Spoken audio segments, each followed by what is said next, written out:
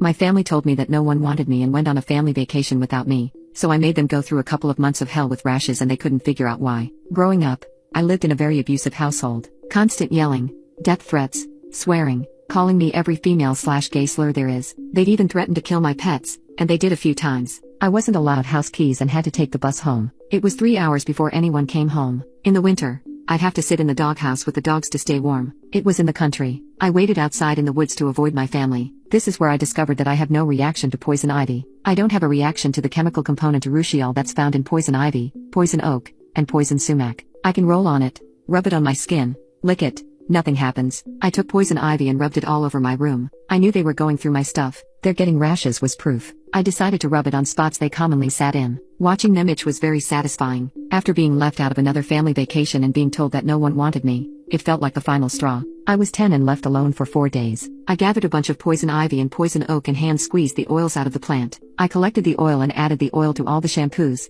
conditioners, and perfumes they used. Holy poop. They went through a couple of months of hell with rashes and couldn't figure out why. We all used the same product and I was fine, so they figured it wasn't the shampoo or conditioners. They thought they developed an allergic reaction to the perfumes and never wore it again. It was so hard to keep a straight face and not burst out laughing. Maybe it was eczema. Perhaps it was a new food allergy. Was it shingles or scabies? They couldn't figure it out. The shampoo and conditioner eventually ran out and they were back to normal. They still haven't figured it out. They never suspected me because they thought I was too beaten down and stupid to do something that elaborate. I also rubbed myself in poison ivy, so when they shoved me they got a decent dose of urushiol. Update: I am in a better place now. It got better when I left for another state. Been with my husband for 15 years. 3 kids, 2 large dogs. I'm a hippie with indoor hydro systems, food, not the fun stuff, constant art projects with the kids, a backyard food garden, and the rest of the gardens are butterfly gardens. We have a good life. The only downside is all the medical problems I have from enduring that much abuse for decades. I haven't had contact with my bio family since I was in my mid-20s.